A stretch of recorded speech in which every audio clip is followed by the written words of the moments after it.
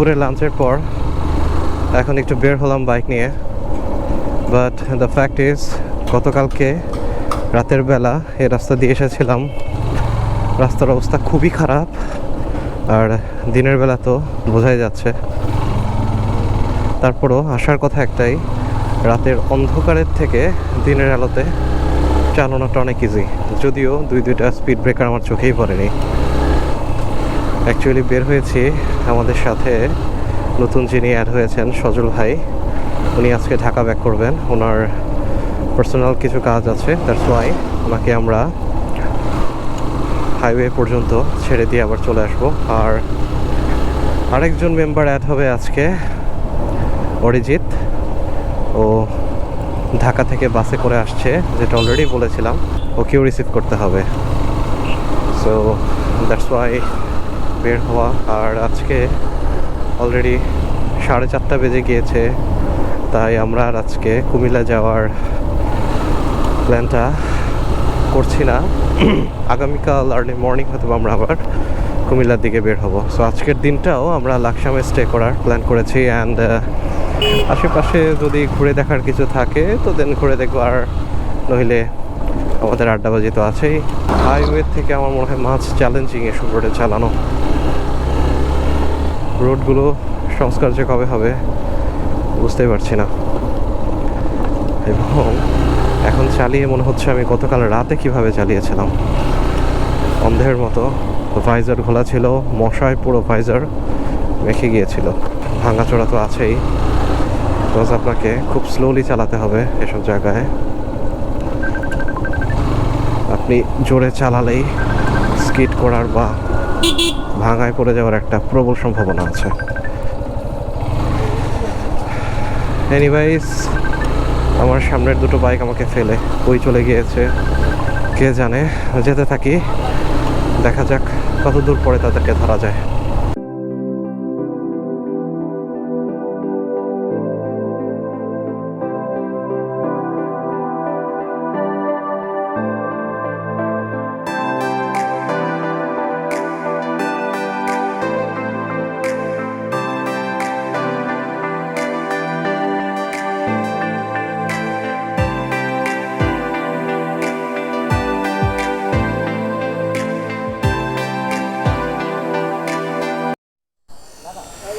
So আমরা এখানে আবার শর্ট ব্রেক নিয়েছি সজল ভাইয়ের মোবিল চেঞ্জ করার জন্য। আর আমি মোবিল বলে ফেলেছি, সরি, ইঞ্জিন অয়েল হবে। অরিজিৎ মনে হয় আমাকে কল দিচ্ছে।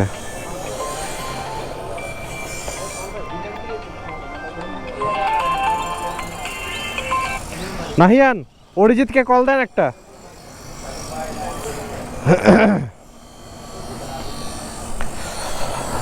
একটু দেখি উনি কি ইঞ্জিন অয়েলটা ইউজ করে।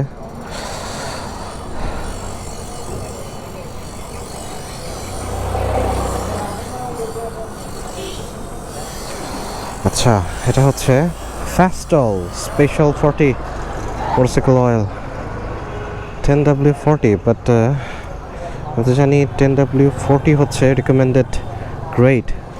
আমি ঠিক জানি না এটা ইউজ করাটা কতটা সেফ হবে, নট শিওর। বাট উনি আসলে অনেক বেশি জোরে টানেন আর টপকে বেশি প্রায়োরিটি দেন। সো আমি আসলে এটা রেকমেন্ড করবো না।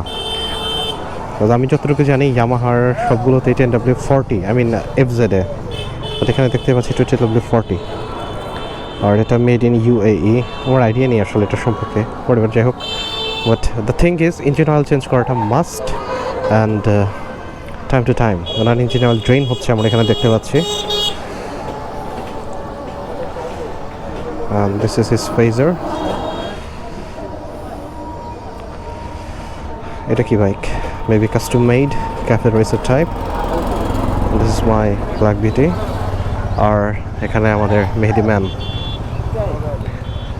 সো ইঞ্জিন অয়েল চেঞ্জ করে উইল রোল অ্যাগেইন।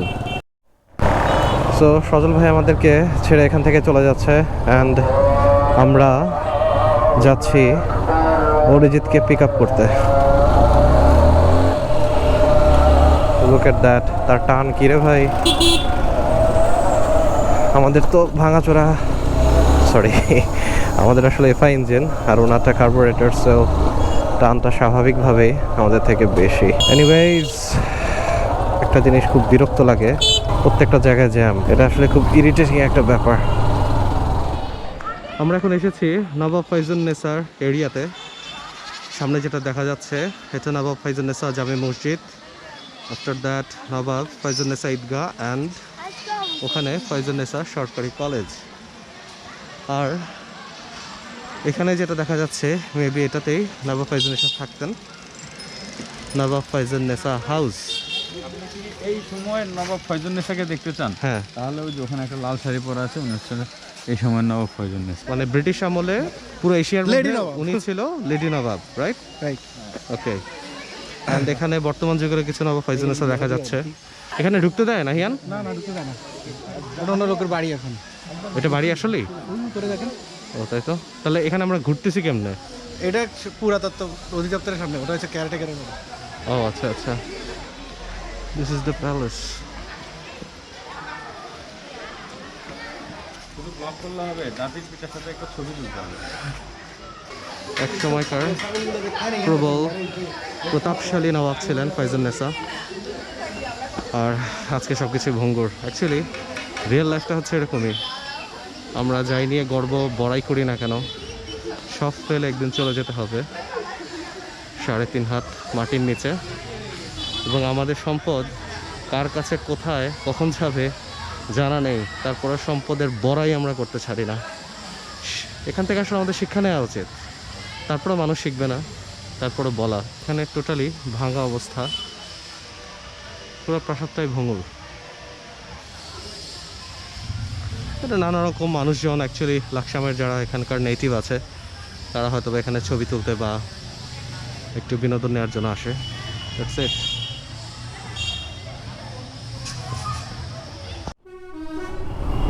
সো আমরা এখন বের হয়ে যাচ্ছি লাকসাম থেকে নাহিয়ানদের বাসায়। 2 দিন স্টে করার পর আমরা এখন কুমিল্লার দিকে যাচ্ছি। দেন কুমিল্লাতে কিছুক্ষণ ঘোরাঘুরি করে ঢাকা ব্যাক করব। আমাদের প্ল্যানটা ছিল আসলে কুমিল্লাতে অনেক ঘোরাঘুরি করার, বাট নাহিয়ানদের বাড়িতে যাওয়ার পর অ্যান্ড নাহিয়ানের ইনসিস্টের কারণে আমরা আসলে লাকসামেই 2 দিন থেকে যাই। সো দ্যাটস ওয়াই আমাদের ঘোরাঘুরিটার ওইভাবে করা হয়নি। আর আমাদের মেম্বার সংখ্যা অলরেডি বেড়ে গিয়েছে, অ্যাজ আই সেইড আর্লিয়ার, যে আমরা আসলে ট্যুর স্টার্ট করার পর, স্টার্ট করার আগে আমাদের মেম্বার হয় একরকম, স্টার্ট করার পর বেড়ে দাঁড়ায়। সো যদিও আমরা এখন 6 জনই আছি, আমাদের বাইক একটা শর্টেজ হয়ে গিয়েছে। বাইক আসার কথা ছিল 4টা, সেখান থেকে পরে হলো 3টা, কমে হলো এখন আসলে 2টা। তো এই কারণে আসলে একটু প্রবলেম হচ্ছে। আমাদের উড়িষ্যাহাকে সিএনজি করে উঠিয়ে দেওয়া হয়েছে। ও আমাদের সাথে মেবি সরাসরি কুমিল্লাতে গিয়ে মিট করবে। আর অ্যাজ ইউজুয়াল আমি আর মাহমুদ ভাই আছি এক বাইকে, আর সামনের বাইকে নাহিয়ানের ভাইগনা আকরাম, মেহেদি ভাই আর নাহিয়ান আছে। সো 3 জন চালানোটা আসলে খুব কষ্টকর এবং কিছু করার নেই, বাধ্য হয়ে চালাতে হচ্ছে।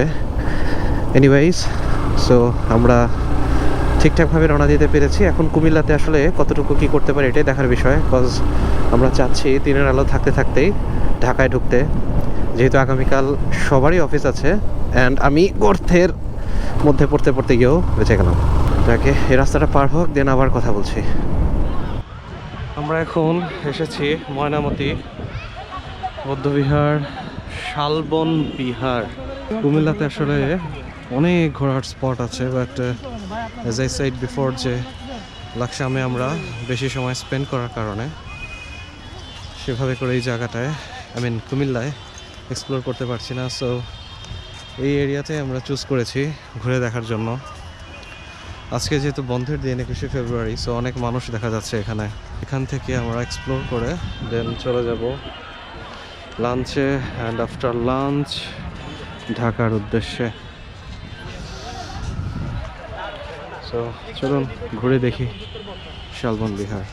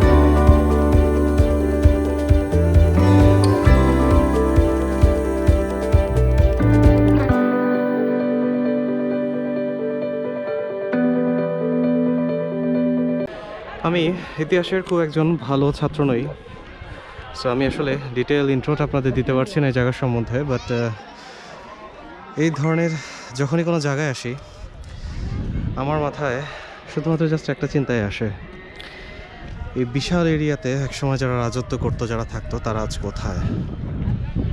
এই কোশ্চেনটাই আমার মাথায় বারবার ঘুরপাক খায়, বিকজ অফ বর্তমানে আমরা যে পরিমাণ অ্যারোগেন্ট আমাদের ধন সম্পদ নিয়ে বা আমাদের পজিশন নিয়ে, so it's a big question to ask, you know. পুরো একটা সভ্যতা এই এরিয়াটা টোটাল মাটি খুঁড়ে বের করা হয়েছে। একসময় এখানে প্রচুর মানুষজন থাকতো, তাদের অর্থনৈতিক, সামাজিক, পারিবারিক সব কিছু হয়তো এই জায়গাটা নিয়েই ছিল। লাইক সাইনবোর্ডটা যদি আমরা এখানে দেখি, বৌদ্ধ মন্দির, আনুমানিক 7ম থেকে 8ম শতক। সেই সময়ও হয়তো কোনো পুরোহিত এখানে থাকতো, ক্ষমতাবান ছিল, আর অনেক কিছুই ছিল, ভালো মন্দর মিশাল, হোয়াট এভার, সেটা কথা না। কথা হচ্ছে তারা আজ কোথায়? তাদের নামটা পর্যন্ত হয়তো বা মানুষ জানে না, তাই না?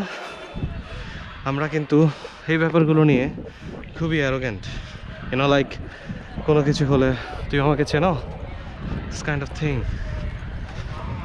সো এই জায়গাগুলো থেকে আসলে আমাদের শিক্ষাগুলো নেওয়া উচিত। জাস্ট আসলাম, সেলফি তুললাম, ঘুরলাম, চলে গেলাম, দ্যাটস ইট। আমার এন্টারটেনমেন্টের কাজ, এন্টারটেনমেন্ট করে চলে গেলাম। নো, আপনি যদি কোনো কিছু থেকে শিক্ষা না নেন, লাইক এই বৌদ্ধবিহার সম্পর্কে কিন্তু আমরা সবাই কম বেশি স্কুলে পড়েছি, আমিও পড়েছিলাম, বাট ইতিহাসটা আমার মনে নেই। সো ইতিহাস মনে নাই থাকতে পারে, that doesn't matter, but the education, you know, আমাদের পড়ানোটা যে কারণে হয়েছিল, আমাদের যে অতীত ইতিহাস, জাস্ট নট অনলি অতীত ইতিহাস, এখান থেকে আমরা কি শিখতে পারি, তখন যদি নাও বুঝে থাকি হয়তো বা তখন আমরা পাশ করার জন্য পড়েছি, ভালো রেজাল্টের জন্য, ভালো মার্কসের জন্য, বাট অ্যাডাল্ট হওয়ার পর কিন্তু আমাদের এই শিক্ষাগুলো নেওয়া উচিত, যেটা আমরা কেউই নেই না। সো নেওয়া উচিত, actually it's for our own good, you know. নিলে আমাদের ব্যক্তিগত জীবনে আমরা অনেক সাফল্য অর্জন করব। সো যাই হোক, এখানে আসলে ঘুরে দেখার মতো কিছু নেই। আমার ড্রোন থাকলে সবচেয়ে বেটার হতো, ড্রোন শট নিতে পারলে, কারণ পুরোটা এন্টায়ারলি হেঁটে হেঁটে ঘুরে আপনাদের দেখালে তেমন কিছু আসলে দেখানোর নেই। বরং যদি আমি ইতিহাসের ছাত্র হতাম, আপনাদেরকে আরো সুন্দর করে গুছিয়ে গুছিয়ে বলতে পারলাম, লাইক এটা এরকম ছিল, এটা ছিল। যেমন এখানে একটা বৌদ্ধ মন্দির দেখতে পাচ্ছি, বৌদ্ধ স্তূপা, স্তূপা শব্দটা মানে আমার জানা নেই। এখানে মনে হয় একটা কুয়া আছে, অনেক গভীর না, এখানেই তো দেখা যাচ্ছে, হয়তো বা কোনো এককালে অনেক গভীর ছিল। সো এই হচ্ছে বৌদ্ধবিহার। সো আমরা এখান থেকে বের হয়ে সোজা লাঞ্চে চলে যাব, অ্যান্ড আফটার লাঞ্চ আমরা ঢাকার উদ্দেশ্যে ব্যাক করবো। সো আপনাদের সাথে আবার কথা হচ্ছে। Look who is talking. It's me. Mainamati বৌদ্ধবিহারের অপোজিটে শালবন, এটাই তো বললো অরিজিৎ। যাই হোক, এখানে একটা জিনিস আমার খুব ভালো লেগেছে, গ্রুপ ওয়াইজ অনেকে আজকে এসেছেন। লাইক এখানে একটা গ্রুপ দেখা যাচ্ছে নেভি ব্লু টি শার্টের, তারা কোথা থেকে এসেছেন আমি বলতে পারছি না। বৌদ্ধবিহারের ভেতরে দেখলাম red T shirt, paste colour, যাই হোক এরকম নানা রকম টি শার্ট পরা মানুষজন আজকে এখানে গ্রুপ ওয়াইজ মেবি পিকনিক আর আউটিংয়ের জন্য এসেছেন। আর ওখানে আমার টিম ওয়েট করছে, তারা বেলুন ফুটাবে বাজি ধরে। আর আমাদের মোস্ট পাওয়ারফুল মেহেদি ম্যানকে দেখা যাচ্ছে না, বিকজ অফ সে বাইকের পাশে বসে বাইক পাহারা দিচ্ছে, এই হচ্ছে তার স্ট্যামিনা। ফুটান ওকে, ভাই যে ফোন দিলে ইনশাল্লাহ ইনশাল্লাহ। সামনে ফার্স্ট উইকে বা সেকেন্ড উইকে হইতে পারে। ওকে, জানেন আমাকে একটু আগে থেকে জানান। কালকে তারা আসছে তো বরিশাল থেকে ঘুরে আসছে, আজকে তারা বসবে, বসার পরে হয়তো আবার জানাবো। আপনার বিয়ের ব্লগ করব ভাই। ক্যামেরাম্যান আর আনতে হবে না। ঠিক আছে ভাই।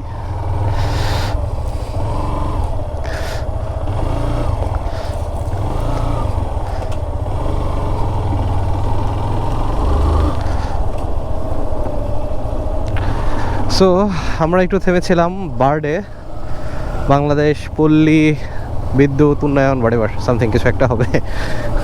এখানে আমার পুরনো অফিসের এক সহকর্মীর সাথে দেখা করলাম আমরা এবং কিছুটা ঘুরে দেখলাম।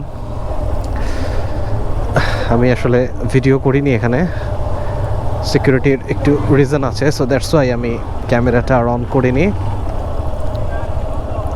কুমিল্লা শহরটাকে যতটাই দেখছি আমার কাছে খুবই ভালো লাগছে, বিশেষ করে বার্ডের ভেতরটা খুবই নিট অ্যান্ড ক্লিন, আমার কাছে খুবই পছন্দ হয়েছে। অ্যান্ড আমি আশা করছি জাস্ট বার্ডটা ঘুরতেই তো মনে হলো আমার কাছে পুরো আধা বেলা লাগবে পুরো শহর ঘুরে দেখতে। কুমিল্লার এক সপ্তাহ তো লাগবেই, যেটা বরিশাল টুডেও আমি বলেছিলাম যে বরিশাল শহর আসলে ঘোরা দেখা হয়নি। ওয়াও, রেসিং ট্র্যাক, হেলমেট ছাড়া বাইক চালাচ্ছে এবং এদের জন্য অ্যাক্সিডেন্ট হয় আর 10 হয় সব বাইকারদের। সো যা বলছিলাম, ওরা কুমিল্লা শহরটাই আসলে নিট অ্যান্ড ক্লিন, লাকসাম বাদে। No offence to Nahiyan, but লাকসামের অবস্থা খুবই খারাপ। অ্যাকচুয়ালি কনস্ট্রাকশনের কাজ চলছে, সো পুরো রাস্তাঘাট ভাঙা। বাট কুমিল্লার এই সাইডটাতে মোটামুটি আমি এখন পর্যন্ত তেমন ঝামেলা পাইনি। ক্যান্টনমেন্টে এর আগে আমি একবার এসেছিলাম, আমার একজন বন্ধু ছিল দ্যাট টাইমে, সেকেন্ড লেফটেন্যান্ট।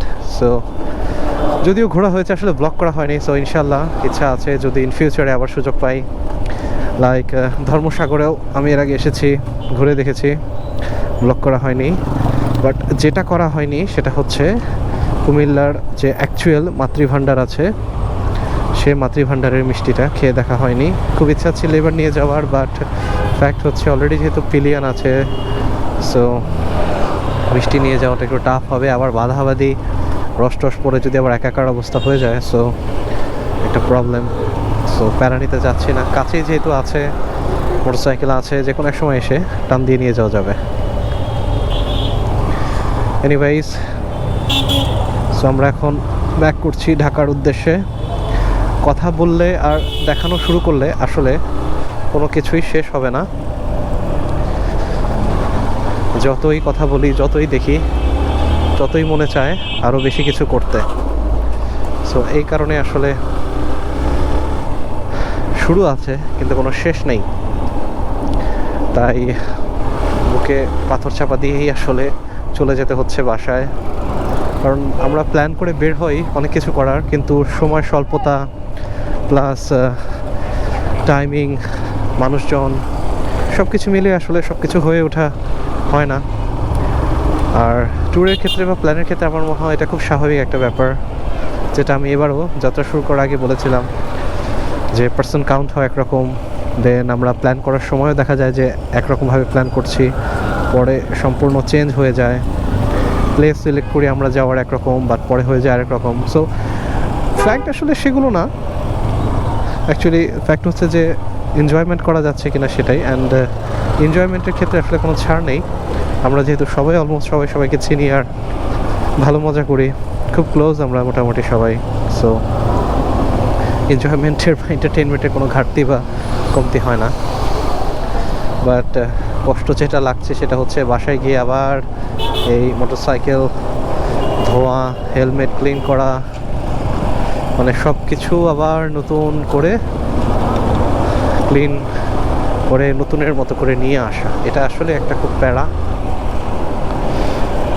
আসলে যেটা বুঝতে পারছি, ব্লগিং করতে হলে বা এসব ক্ষেত্রে আপনার সব কিছুই 2 সেট করে রাখতে হবে, তাহলে আদারওয়াইজ পুরোনো যাচ্ছে না। এনিওয়েজ, কথা আর না বলি, রোডে কনসেন্ট্রেশন করি এবং ঢাকার উদ্দেশ্যে ব্যাক করি। অবশেষে ঢাকা শহরে পৌঁছে গেলাম অ্যান্ড মাহমুদ ভাইকে নামিয়ে দিয়ে আমি এখন বাসার উদ্দেশ্যে যাচ্ছি। অনেক এনজয় করেছি আসার সময় রাইডটা। আমার আসলে গোপ্রো হ্যাং করেছিল ঢাকা চিটাগং রোডে। যাওয়ার সময় যেহেতু আমি কোনো কিছু দেখাতে পারিনি, সো আমি আসলে চেয়েছিলাম আসার সময় আপনাদেরকে কিছু ক্লিপস নিয়ে দেখাতে, বাট আনফর্চুনেটলি আমার ক্যামেরাটা হ্যাং করার কারণে আমি দেখাতে পারিনি। আর সবচেয়ে বড় কথা হচ্ছে আমি রাইড করে এত বেশি এনজয় করছিলাম যে থেমে যে ক্যামেরাটা ঠিক করব সেই ইচ্ছাটাও আমার করছিল না।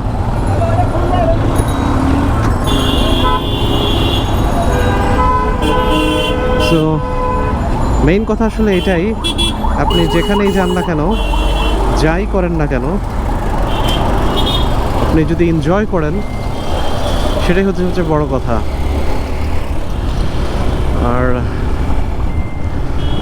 ভালোভাবে আল্লাহর রহমতে বাসায় আসতে পেরেছি। এখন অবশ্য বাসায় ঢুকিনি, ঢাকায় ঢুকতে পেরেছি, মাহমুদ ভাইকে নামিয়ে দিতে পেরেছি, আল্লাহর কাছে অশেষ শুকরিয়া। এবং যারা শুভাকাঙ্ক্ষী আছেন, যারা দোয়া করছেন, তাদেরকেও অনেক অনেক ধন্যবাদ। আমি আসলে সবসময় একটু সিম্পলিসিটির মধ্যে চলার চেষ্টা করি, একটু আনকমন বাট সিম্পলিসিটি। আমি কখনো খুব রাফলি রাইড করি না, এক্সট্রিম কেসেস ছাড়া, যে একদম এক্সট্রিম কেস আমার অফিসে যেতে হবে এরকম কোনো কিছুর ক্ষেত্রে। হাইওয়েতে তো আমি ভুলেও না, আমার এমনিতে হাইওয়ে রাইড খুব একটা বেশি হয় না, তারপরও আমি কখনো এক্সট্রিমভাবে রাইড করি না, অলওয়েজ মডারেট।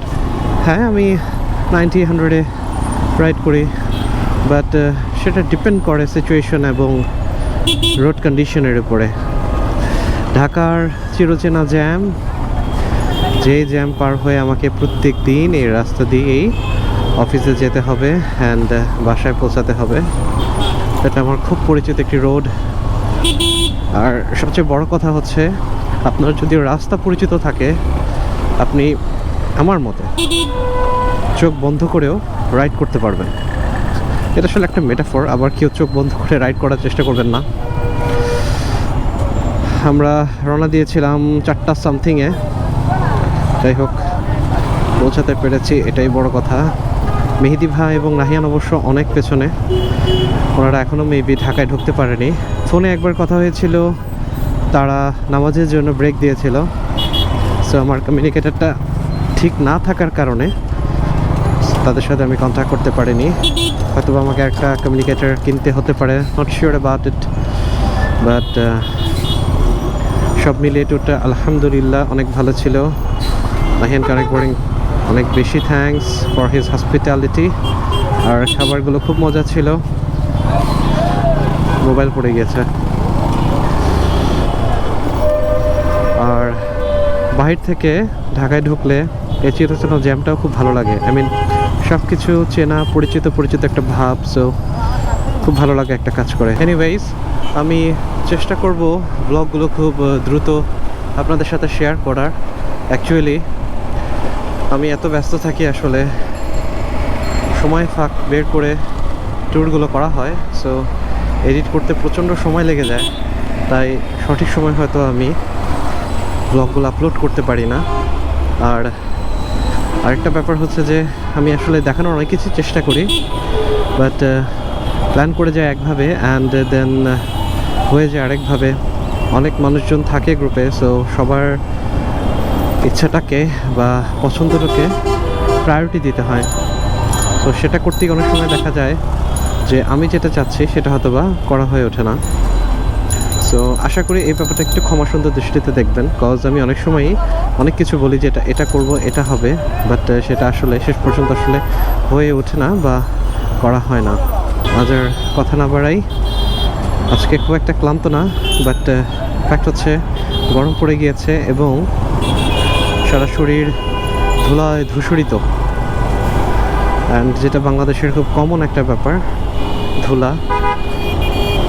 বাসায় গিয়ে শাওয়ার নিতে হবে, সব কিছু ক্লিন করতে হবে, হেলমেটটা ক্লিন করতে হবে, বাইকটাকেও মোটামুটি আগামীকাল অফিস আসার জন্য ঠিকঠাকভাবে রাখতে হবে।